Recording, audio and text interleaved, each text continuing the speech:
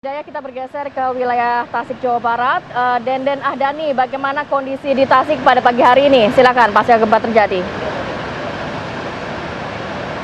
Ya, baik, Rati, Vera, dan pemirsa TV One dapat saya jelaskan saat ini saya sedang berada di salah satu lokasi yang terdampak gempa yang berpusat di Kabupaten Garut tadi malam, dan ini merupakan gedung Pramuka Warkab Kabupaten Tasikmalaya, yang mana gedung ini terdampak hingga mengalami kerusakan yang cukup parah karena memang tadi malam getaran gempa yang dirasakan di Tasikmalaya memang cukup kuat.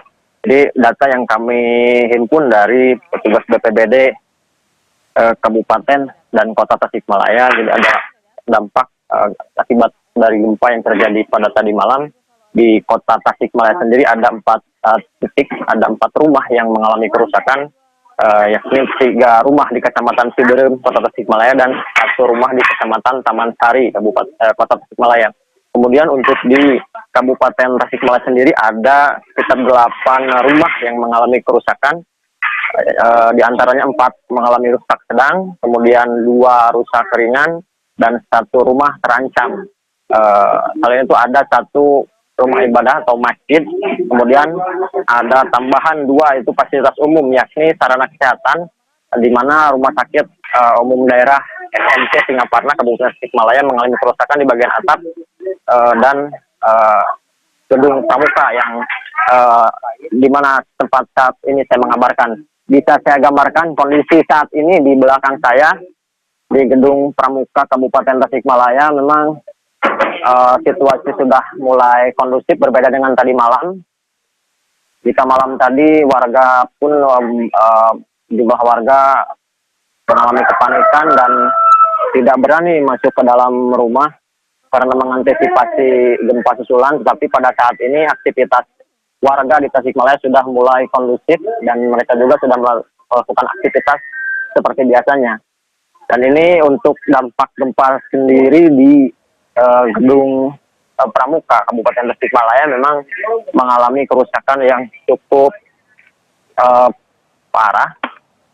Ini atap langit-langit di gedung ini ambruk. Bisa dilihat di layar kaca, ini merupakan langit-langit atau atap di gedung Pramuka ini ketika gempa terjadi guncangan yang sangat keras sehingga atap ini ambruk, kemudian mengenai bagian kaca pintu, sehingga kaca di sini mengalami kerusakan atau pecah. Dan dapat saya kabarkan juga bahwa saat kejadian di gedung ini memang ada aktivitas atau kegiatan rapat pleno kegiatan kepramukaan, tapi rapat yang diikuti oleh belasan anggota kepramukaan tersebut lokasinya bersebelahan dengan gedung yang ambruk ini,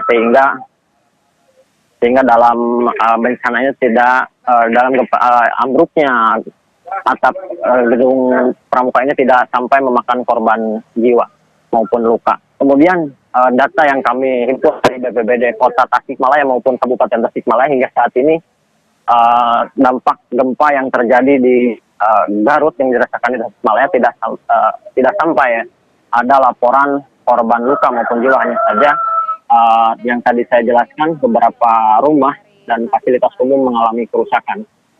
Bisa saya gambarkan pada tadi malam, gempa di Garut yang terjadi pada tadi malam tersebut sangat dirasakan cukup kuat di Tasikmalaya, sehingga warga yang tengah tertidur pun berupaya menyelamatkan diri, berhamburan keluar rumah, sehingga mereka berupaya untuk menyelamatkan diri karena masih trauma dengan gempa-gempa yang terjadi sebelum tahun-tahun sebelumnya. Demikian, kembali ke studio.